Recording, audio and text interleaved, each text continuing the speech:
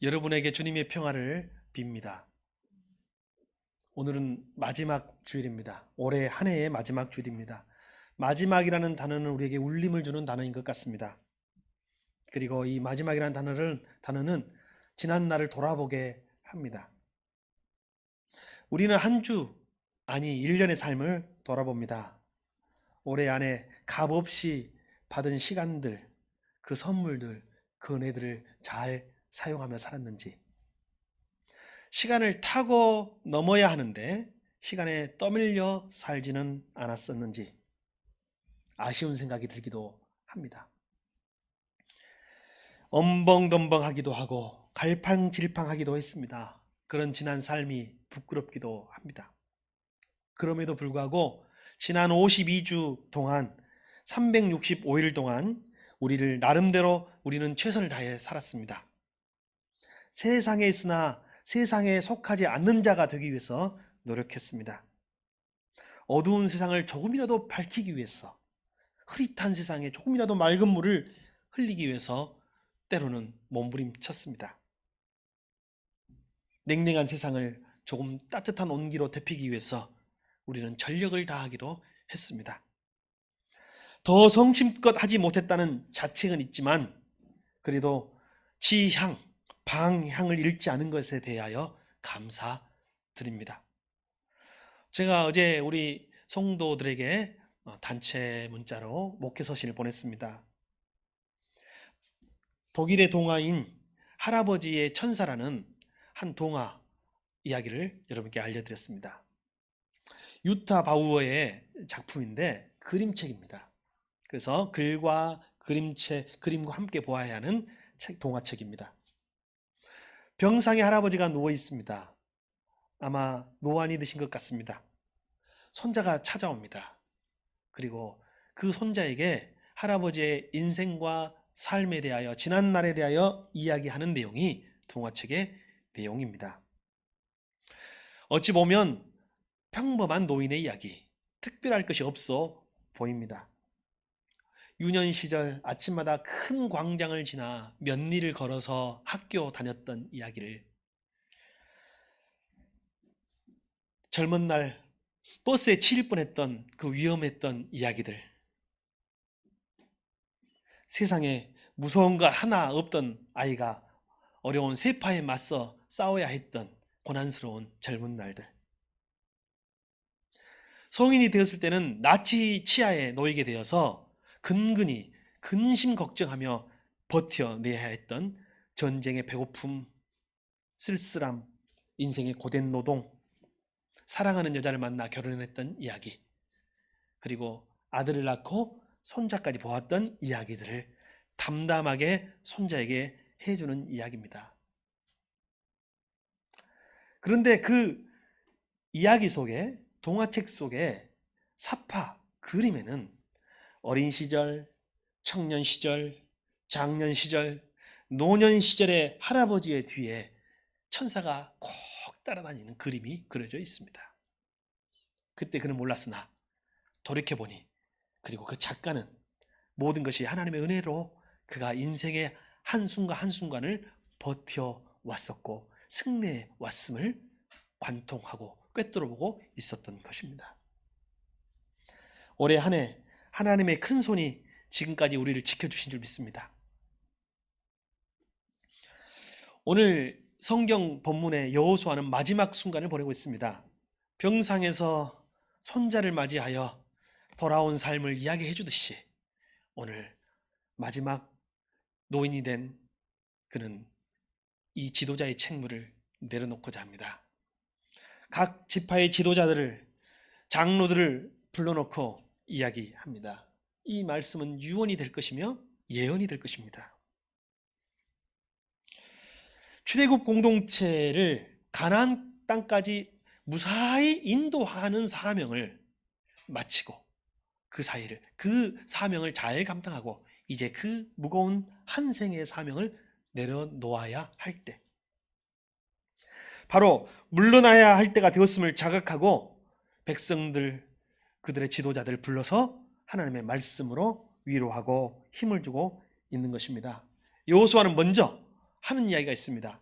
주마간산, 과거로부터 출애굽부터 아니 더 나아가면 아브라함의 고향 메소포타미아 갈대아 우르에서부터 하나님의 인도하심의 역사, 백성들의 역사, 민족의 역사를 열거합니다. 메소포타미아에서 하나님의 부르심을 받고 출발한 아브라함과 그의 가족, 하나님의 말씀만 믿고 약속의 땅을 찾아 떠났던 그들,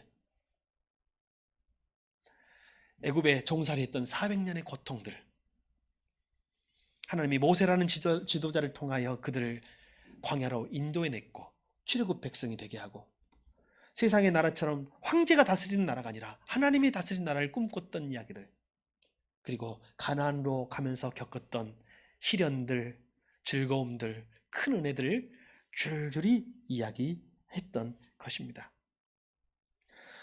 우리도 익히 알고 있는 스토리이지만 아마 오늘 여호수아 앞에 부름받은 민족의 지도자들 또한 이 스토리를 잘 알고 있었으리라 확신합니다. 그럼에도 불구하고 왜 뻔한 이야기를 여호수아는 하고 있을까요?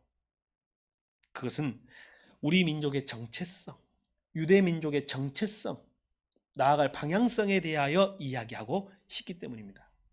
지난주에 설교를 하고 집으로 돌아갔습니다. 성탄 설교 말입니다. 저희 아이가 집에서 방송으로 예배를 듣는데 아빠 그 설교는 내가 지금까지 오래 한 몇 번도 들은 것 같아요. 그 본문의 설교, 목자 이야기. 제가 무엇이라고 대답했을까요, 여러분? 중요한 거, 정체성에 대한 이야기는 반복되는 것입니다.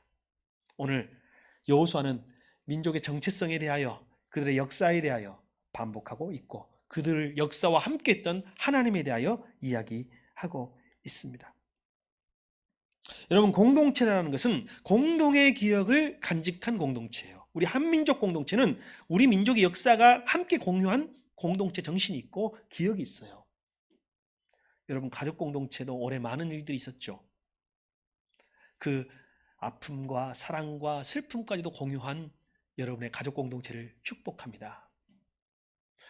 우리 교회 공동체, 신앙 공동체도 마찬가지입니다. 기쁨도 즐거움도 때로는 좌절도 아픔도 우리도 맛보았습니다.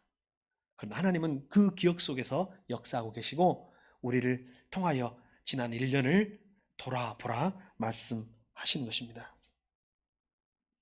신앙의 이야기라는 것은 참 신기합니다. 나 혼자 내 안에 숨겨놓고 있을 때는요, 간증도 감사도 없어집니다. 그런데요, 신앙의 이야기는 고백하고 형제와 가족과 그리고 우리 공동체와 나누고 나면요, 그 감사가 2배, 3배로 확장되는 것을 느낄 수 있습니다. 이것 또한 나눔의 은혜인 줄 믿습니다. 여호수아 마음속에 간직하고 혼자만 품고 죽었더라면 이런 감사와 은혜는 없었을 것입니다. 그러나 그 감사와 은혜가 그 안에 마지막 노년에 말년에 풍성해졌고 그것이 이스라엘 지도자들과 온 백성에게 전달되었습니다. 우리들은 좀 무지하거나 무감각합니다. 그래서 하나님의 은혜를요, 즉시 깨닫지 못할 때가 많습니다. 느끼지 못할 때가 많아요. 지나온 날들을 이해하지만 그때마다 하나님의 은혜와 손길이 함께 했다는 것을 그때는 모를 때가 많아요. 지나보면 압니다. 아, 그때 하나님이 함께 하셨구나. 아, 그때 하나님이 이기게 하셨구나. 아, 그때 하나님 나를 죽을 뻔한 나를 받아주셨구나.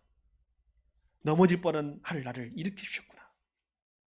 마귀가 나를 죽이려고 할 때 하나님이 내 손을 잡고 일으켜 주셨구나 깨닫게 되는 것이 우리 인생인 것 같습니다. 그래서 우리는 하나님을 볼 수 없는 존재인 것 같고 하나님의 옷자락만 볼 수 있는 존재인 것 같다 생각해 봅니다. 하나님의 은혜는 더딘 것처럼 보입니다. 그러나 가장 정확하게 정확한 순간에 정확한 곳에서 우리에게 나타난 줄 믿습니다. 여호수아는 백성의 대표들에게 그 은혜를 상기시키고 있습니다. 그리고 하나님을 경외하면서 그를 성실히 진실되게 섬기자고 독려합니다. 그들의 조상이 메소포타미아와 이집트에서 섬기던 신들을 버리라고 말합니다. 그리고 오직 주님만 섬기라고 말하는 거죠.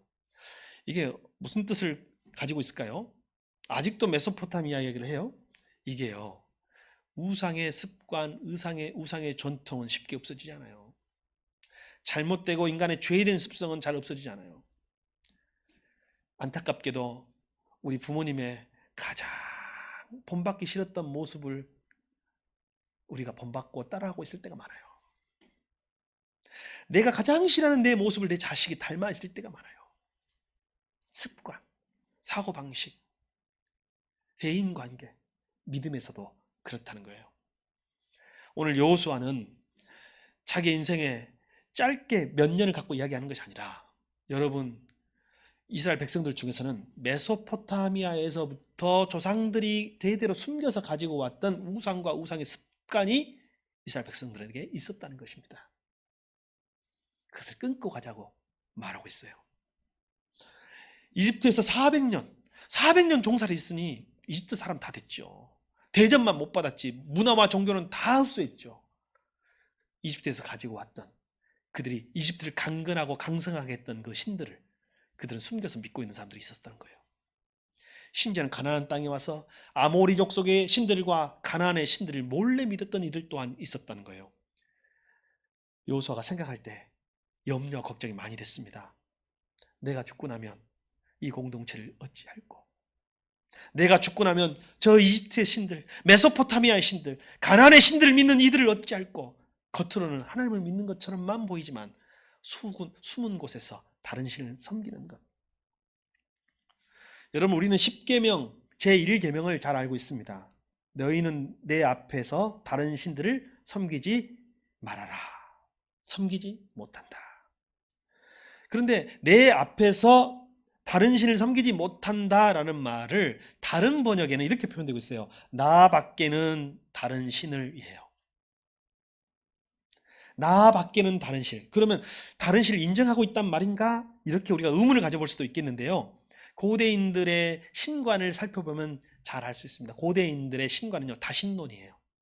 신이 많습니다. 세상에 신이 많아요. 그리고 나는 그 중에 하나를 선택한다고 생각합니다. 이집트에 갔더니 힘센 신이 있고 이집트를 부강시켰던 신이 있으니 그를 선택하는 거예요. 광야에서는 광야의 신을 선택하는 것입니다. 산에 갔더니 산신을 선택하는 것입니다. 농경신, 바람의 신, 땅의 신, 풍요의 신을 선택하는 것이 고대인의 신관이었습니다. 하나님은요, 나 밖에는 다른 신을 섬기지 말라라고 말씀하셨습니다. 여러분, 고대의 그 다른 여타의 우상들, 다른 신들은 성도, 그들의 신도들에게 도덕적 삶을 원하지 않아요. 그것이 하나님과 다른 신들의 차이점이에요. 세상에 어떤 신이, 어떤 이방의 우상들이 자기 백성에게 도덕적인 삶을 살아라고 말하는 종교가 없어요. 나한테 잘하면 내가 복을 주겠다. 내 비유를 맞추면 내가 복을 주겠다라고 말하는 거예요. 그러나 하나님만이 정의와 공의대로 살고 사랑을 실천하라고 말을 했습니다. 그래서 이방의 신들은요, 비윤리적일 때가 많아요. 그래서 여러분, 이방인들의 그 신화들 있죠, 신화들. 다른 나라들의 신화들을 한번 보세요. 불륜과 살인의 신화들이 많아요. 그래서 그 신들은 비윤리적일 뿐만 아니라 때로는 정치와 기득권자들이 그 신들을 이용해서 기득권을 강화하는 데 사용했던 신들입니다. 여러분, 우리가 알다시피 출애굽 공동체는 역사 속에 심어진 하나님의 통치 모델이 되어야 했던 것입니다. 여호수아가 간절히 바랐던 것은 다른 신을 섬기는 다른 민족처럼 되지 말고 우리 하나님은 특별하시고 유일하시니 하나님만 섬기고 그분이 통치하시는 이 땅의 유일무이한 나라를 세우자고 요청하고 있는 것입니다. 주님을 경외한다는 것은 그 어떤 지향을 잃지 않는 것입니다. 여러분, 사람은 생각하는 대로 사는 존재일까요? 사는 대로 생각하는 존재일까요? 이론대로라면 생각하는 대로 살면 참 좋겠습니다. 그러나 여러분, 저와 여러분 중에 생각하는 대로 사라지는 사람 있습니까? 여러분, 우리가 계획하고 생각한 대로 사라진 사람 한 사람이라도 있습니까? 어제 연말 맞이해서 우리가 어젠가요? 그젠가요? 가족들이 치킨을 시켜 먹었습니다. 치킨을 시켜 먹고 우리가 연말 맞이해서 올해 살이 얼마나 다 쪘는지 몸무게를 한 번씩 다 각자 달아봤습니다. 그래서 누가 1등 먹었는지 여러분 아시겠죠? 접니다. 접니다. 그래서 가족들이 다이어트를 요청했습니다. 저에게. 그래서 노력해 보겠다고 제가 이야기했었는데 여러분 생각같이 안 돼요. 생각처럼 다이어트가 되는 것이 아니라 반대인 경우가 많습니다. 생각대로 사라지지 않는 것이 인생입니다. 그러나 사는 대로 생각하는 것이 인생이에요. 여러분 삶이 인생이 바뀌지 않습니까? 생각을 바꾸고 삶을 바꾸면 참 좋겠습니다. 그렇게 할 수 있으면 최대한 노력합시다. 그러나 반대로 생각해 볼 필요가 있어요. 먼저 삶을 바꾸면 생각도 바꿔지는 것입니다. 그래서 지금 당장 우리가 해야 할 일이 무엇이겠습니까? 여러분, 어떤 신학자가 사람은 삶을 위한 도구를 바꾸면 신도 바꾸는 존재라고 규정했습니다. 삶의 도구란 무엇입니까? 자기가 먹고 사는데 수단과 도구를 바꾸면, 다시 말하면 바다에 가서 만약에 고기를 잡아 먹고 사는 어부가 된다면 해신, 용왕신을 섬길 것입니다. 농사지는 농사꾼이 된다면 풍요의 신을 섬길 것입니다. 이것이 인생이고 인간이라는 거예요. 이것이 비단 세상 사람들에게만 그런가? 우리는 그렇지 않은가요? 사실은 다신론적 현상은 이방인들에게만 나타나는 것이 아니라 우리 안에도 여전히 숨어 있습니다. 여러분, 우리가 유일한 하나님만 믿는다 입술로는 고백하지만 우리 마음속에는 여러 개의 신들이 있습니다. 그래서 그 신들이 튀어나올 때가 많습니다. 그들이 광야에서 그들을 출애굽시키고 광야의 신 야훼의 별명이 광야의 신이에요. 광야의 신 야훼를 열심히 믿었으나 가나안의 정착에서는 농사를 위해서 바알과 아세라를 섬겼던 것이 이스라엘 백성들이었습니다. 이것이 우리에게도 나타나기도 한다는 거예요. 여러분, 사람은요, 생각을 바꾸면 삶이 바뀐다? 그런 대단한 존재, 결단력 있는 존재가 아니에요. 내 삶을 바꾸면 생각이 바뀌어지는 것입니다. 스탠퍼드 감옥 실험이라는 프로젝트가 있었습니다. 스탠퍼드 대학에서 짐바르로 교수라는 분이 실험을 했어요. 학생 70명을 무작위로 뽑습니다. 대학생들. 그 중에서 70명 중에 24명을 또 무작위로 뽑습니다. 그리고 24명을 가지고 실험을 하는데 감옥 실험을 합니다. 교도소 건물을 똑같이 만들고 24명 중에 그 중에 일부를 간수로 임명하고 역할을 맡깁니다. 그리고 나머지는 죄수 역할을 맡깁니다. 그리고 거기서 죄수는 죄수의 역할, 그리고 간수는 간수의 역할을 하라고 했을 때 놀라운 일이 벌어집니다. 하루는요, 재미로 시작해요. 서로 건들고 찌르고 서로 학생들이니까 이튿날이 됐습니다. 죄수들이 통제에 따르기 싫은 거예요. 말을 듣지 않습니다. 그래서 간수는요, 룰을 정하고 벌을 줍니다. 독방에 가두기도 하고요. 심지어는요, 물리적인 힘을 써서 린치를 가하기도 합니다. 아니, 억울한 거예요. 죄수가 된 사람들은. 그래서 폭동을 일으킵니다. 며칠 안에 다 일어난 일이에요. 감옥에서 폭동을 일으키니까 감옥에서 폭동을 제압하기 위해서 간수가 할 수 있는 공권력을 사용합니다. 모의 감옥이었지만 실제 감옥보다 더 무서운 일들이 일어나기 시작해요. 이틀, 3일, 4일 간수는 간수가 되었습니다. 죄수는 더 죄수가 되었습니다. 이것을 관찰하고 있는 교수는 이걸 어떻게 예상하지 못했던 일들이 일어나는 거예요. 무서웠습니다. 그러나 누구도 이것을 멈추지 못했어요. 비하인드 스토리, 6일 만에 이 실험은 그냥 종식돼 버립니다. 그러나 비하인드 스토리를 살펴보니 이 실험에 방문했던 당시 이 짐바르도 교수의 여자친구, 나중에는 부인이 되지만 그 여자친구가 이 실험의 현장을 보면서 이건 인간이 해야 될 일이 아니다. 인간을 악마로 만들고 있다. 해가지고 이 실험을 당장 중지하기를 자기의 훗날 남편에게 요청합니다. 그래서 이 실험이 중단되었다는 이야기예요. 이 이야기가 여러분 영화로도 만들어졌습니다. 사람은요, 생각대로 살아가는 존재가 아니에요. 여러분, 사는 대로 생각하는 존재입니다. 때때로 우리 인생에 있어서 사명이 있어요. 여러분, 제가 목사다워 보입니까? 목사라는 사명을 하나님이 주셨어. 그 역할을 주셔서 그거에 맞춰 살아가고 있습니다.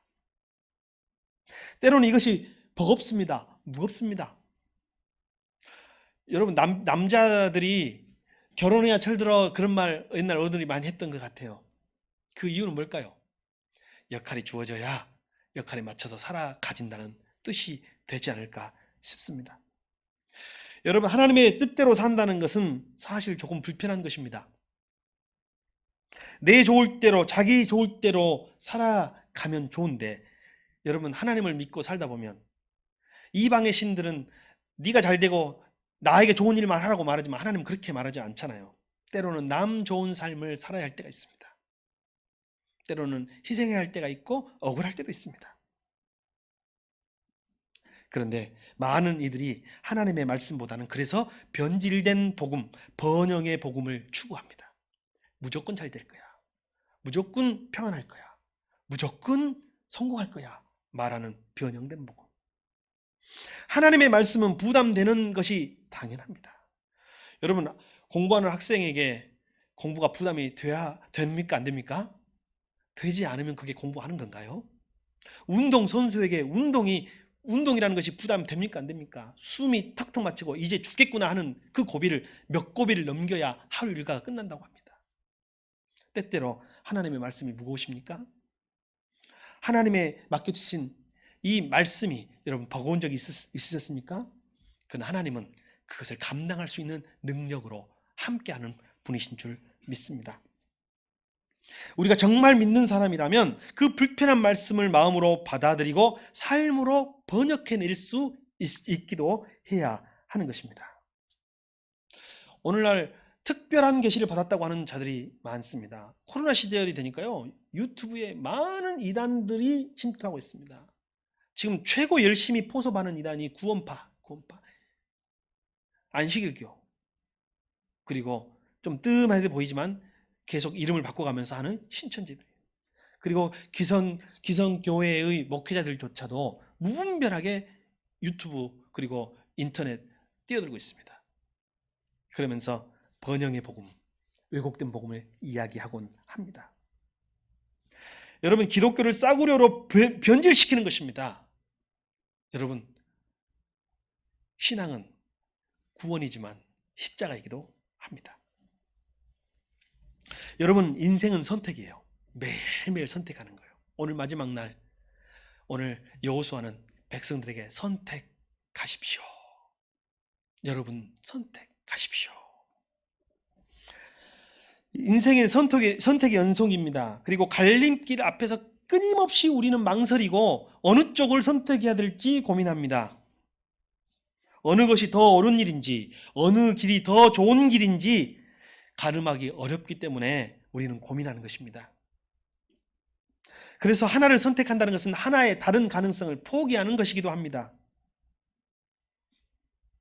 그래서 모든 선택은 아쉬움을 남깁니다. 아까 그것을 선택했으면, 그때 그 일을 선택했으면. 그러나 여러분, 그런 선택, 그런 후회는 하지 마십시오. 인간은 당연히 후회가 오는 법이지만 어떤 선택을 해도 하나님은 그 선택에 함께 하실 수 있는 분이십니다. 여러분, 붓글씨 좀 써보셨습니까? 저는 글씨는 좀 잘 못 씁니다. 그래서 제가 글씨를 쓸 때는 자꾸 획이나 이런 것이 좀 예쁘지 않아서 고치려고 지우거나 이렇게 막 덧칠하기도 하는데, 글씨 못 쓰는 사람의 특징이라고 합니다. 붓글씨를 잘 쓰는 분들에게 혹시 실수한 데 없습니까? 잘못되게 획을 찍거나 점을 찍은 적이 없습니까? 물어봤더니 이렇게 대답을 하더라는 거예요. 왜 잘못 찍을 데가 없겠습니까? 제가 한 획을 잘못 찍으면 그 다음 글을 쓸 때 균형을 맞춰서 만회합니다. 여러분, 올해 한 해 수많은 선택이 있었어요. 그 선택이 전부 다 옳은 선택이 아니었을 수도 있어요. 그러나 여러분, 하나님께서는 지금 선택으로, 그 다음 선택으로 여러분 한 해의 삶을 균형 있게 맞춰 가시는 분인 줄 믿습니다. 올해 안에 우리 안에 실수가 많았을 수도 있어요. 내 인생에 별로 마음에 들지 않았던 한 해일 수도 있어요. 그러나 여러분 오늘 마침표를 잘 찍고 여러분 새로운 출발할 때 새로운 획을 잘 긋고 시작합시다. 그렇게 되면 균형이 맞아간다는 것입니다. 그래서 여러분 사는 것도 그런 것 같아요. 선택이 중요하지만 선택은 실수할 수도 있고 실패할 수도 있고 성공할 수도 있어요. 무엇보다 중요한 것은 무엇을 선택했느냐가 아니라 우리의 인생의 방향성, 지향성인 것 같아요. 오늘 여호수아는 백성들에게 하나님을 향하여라, 주님을 섬겨라는 인생의 방향성, 지향성에 대하여 말씀하고 있습니다. 신앙은 결단입니다. 신앙은 선택입니다. 또한 결단입니다. 주님을 우리 주인으로 모셨으면 다른 것에게 마음을 주면 안 되는 거예요. 결단이 필요해요. 결단하면 그 사람이 그게 믿음이 되고 신앙이 되고 그 사람 미래가 됩니다. 여호수아는 백성들에게 지도자에게 촉구합니다. 자, 뭐라고 촉구했는가 한번 볼까요? 24장 15절. 이렇게 촉구했습니다. 시작. 당신들이 어떤 신들을 섬길 것인지를 오늘 선택하십시오. 나와 나의 집은 주님을 섬길 것입니다. 아니, 젊은이도 아니고 이제 마지막 생의 마지막에 선 여호수아 장군, 여호수아 지도자는 나는 오늘 선택합니다. 나와 나의 집은 주님을 섬길 것입니다. 이 말은 무슨 말이에요? 여러분도 선택하십시오. 여러분도 오늘 선택하십시오가 되는 것이죠. 여러분, 이러한 결단이 우리를 지켜줄 때가 많습니다. 여러분, 우리 여호수아처럼 한번 결단해 볼까요? 나와 나의 집안은 주님을 섬길 것입니다. 성경 있는 대로 한번 해봅시다. 시작. 나와 나의 집안은 주님을 섬길 것입니다. 여러분, 부족해도 연약해도 이 고백을 하면 이 고백이 여러분을 이끌어가는 거예요. 다시 한번 마음을 담아 고백합니다. 나와 나의 집안은 주님을 섬길 것입니다. 여러분과 여러분의 집안은 주님을 섬길 것입니까? 이러한 결단이 우리를 지켜줄 때가 많습니다. 생각나게 하고 이끌어갑니다. 우리는 때때로 패배할 수 있습니다. 그러나 구차하게 굴복하지는 맙시다. 방향이 중요하다고 했잖아요. 나치의 수용소에서 비인간적인 삶을 살았던 이탈리아의 작가 프리모 레비가 그 엄청난 것들을 경험하면서 죽고 싶을 때가 많았어요. 이렇게 고통스럽게 내일을 또 맞이하느니 차라리 오늘 내가 내 생을 끝내버리는 것이 낫지 않을까 했지만 아니다. 내가 살아남아서 이 이야기를 남은 인류에게 후대에 증거해야 되겠다라는 사명감을 가지고 살아남기로 결정합니다. 그 책이 이것이 인간인가라는 책입니다. 그가 그 감옥에서 일어났던 수많은 억압과 그 착취들 그리고 그 폭행들, 고문들을 견디면서 하루하루 버팁니다. 그리고 그 감옥의 엄격한 규칙들. 그는 그의 동료가 해준 말이 큰 도전이 되어서 그의 책에 기억을 살려 기록했습니다. 우리 한번 보여주십시오. 눈으로 한번 따라와 보시기 바랍니다. 우리가 노예일지라도 아무런 권리도 없을지라도 갖은 수모를 겪고 죽을 것이 확실할지라도 우리에게 한 가지 능력만은 남아있다. 마지막 남은 것이기 때문에 온 힘을 다해 지켜야 한다. 그 능력이란 바로 그들에게 동의하지 않는 것이다. 낫지를 말하는 것입니다. 그러니까 우리는 당연히 비누가 없어도 얼굴을 씻고 윗도리로라도 몸을 말려야 한다. 우리가 신발을 검게 칠해야 하는 것은 구두를 닦는 걸 말하는 것 같습니다. 규정이 그렇게 되어 있기 때문이 아니라 우리 자신에 대한 존중과 청결함 때문이다. 우리는 남악시를 질질 끌지 말고 몸을 똑바로 세우고 걸어야 한다. 이것은 프로이센의 규율을 따르기 위해서가 아니라 쓰러지지 않고 살아남기 위해서이다. 이 결단이 필요했던 것입니다. 믿음으로 산다는 것도 이와 같은 것이 아니겠습니까? 세상이 아무리 어두워도 그 어둠의 일부가 되지 않겠다고 결심하는 것이에요. 세상이 아무리 냉혹해도 나는 따뜻한 사람이 되겠다고 결심하는 것이 신앙 아니겠습니까? 세상이 아무리 약육강식의 전장에서 그렇게 변해버려도 나는 약자를 섬기고 그들의 이웃이 되겠다고 결정하고 결심하는 것이 믿음 아니겠습니까? 나와 나의 집안은 오직 주님을 섬길 것이라는 여호수아의 고백이 가장 절실히 필요한 것은 바로 우리인 줄 믿습니다. 여러분, 백성들이 대답했습니다. 여호수아가 오늘 선택하십시오라는 그 말씀에 백성들도 화답했습니다. 보여주십시오. 여호수아 24장 16절. 자, 그 말에 우리가 응답하고 화답해 봅시다. 백성들은 대답하였다. 주님을 저버리고 다른 신들을 섬기는 일은 우리가 절대로 하지 않겠습니다. 여러분, 나쁜 습관도 쉽게 전염되지만 좋은 습관도 전염되는 것입니다. 인간은요, 이상하게 다른 사람에게 영향을 받는 존재예요. 나쁜 것도 잘 배우고 좋은 것도 배우는 거예요. 한 사람이 물속에 들어가면 나도 금방 따라 들어가기 쉬워요. 한 사람이 물을 건너가면 나도 건너갈 수 있습니다. 그러나 한 사람이 두려워하면 뒤에 있는 사람들도 두려워하는 것이 인간이고 사회고 민족이고 공동체입니다.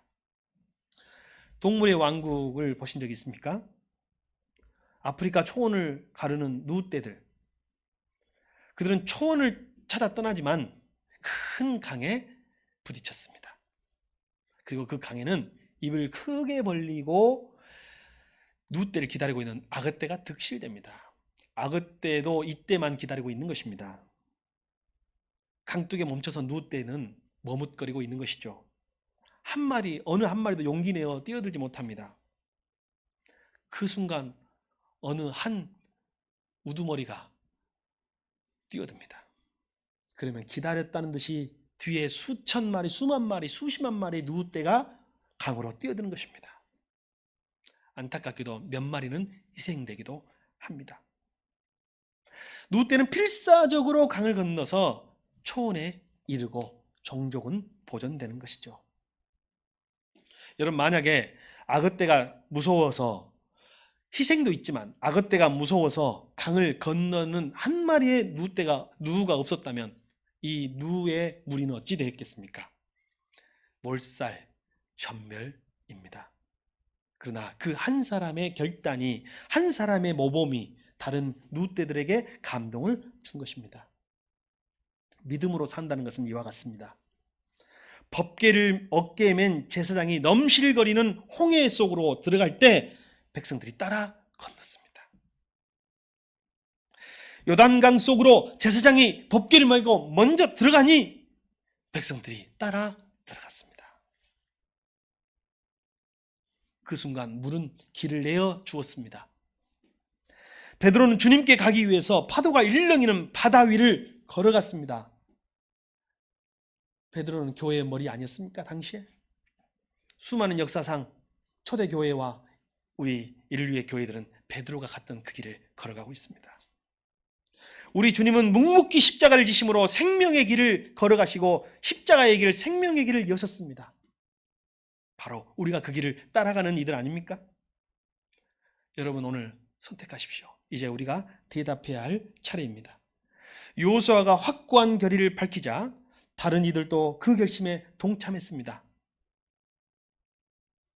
입으로 고백한다는 건 참으로 중요한 일입니다. 백성의 지도자들이 앞서 여호수아가 들려주었던 하나님의 역사 개입을 자기들의 입으로 다시 재진술하는 것입니다. 입으로 신하는 순간 그 기억은 우리의 몸과 마음에 새겨지는 법입니다. 그래서 오늘 저는 여러분과 함께 다시 입술로 고백하고 싶습니다. 이 말씀 여러분 보이시죠? 제가 여호수아가 읽었던 본문을 읽을 테니 여러분은 지금 16절을 읽어주시기 바랍니다. 16절을 읽어주시겠어요? 네. 저거 맞는데 15절 맞는데요? 맞습니다. 지금 보여있는 게 맞습니다. 자, 당신들이 어떤 신들을 섬길 것인지를 오늘 선택하십시오. 나와 나의 집안은 주님을 섬길 것입니다. 백성들이 대답하였다. 여러분 읽어주세요. 주님을 버리고 한 번 더요. 시작. 주님을 저버리고 다른 신들을 섬기는 일은 우리가 절대로 하지 않겠습니다. 오늘 비대면으로 방송으로 예배드리는 여러분의 가족도 이 고백에 동참해 주실 줄 믿습니다. 오늘 우리는 한 해의 마지막 주일을 보내고 있습니다. 주님의 은혜를 입고 살았으니 이제 한 해를 보내면서도 우리는 다짐해야 하겠습니다. 주님, 저는 다른 신이 아니라 직장에 가면 직장의 신, 은행에 가면 은행의 신, 병원에 가면 병원의 신이 아니라 나와 나의 집안은 여호와를 섬기겠노라고 말할 수 있는 저와 여러분이 될 수 있기를 바랍니다. 주님의 마음에 우리의 마음을 접속시키고 우리의 마음을 주님의 마음과 함께 조율하여서 주님의 손과 발이 되어 살겠다고 결심하는 마지막 주일 예배가 되기를 소망합니다. 이것이 새 날을 앞에 둔 우리의 결심이 되어야겠습니다. 주님의 도우심으로 우리의 삶이 유쾌해지고 건강해지기를 축복합니다.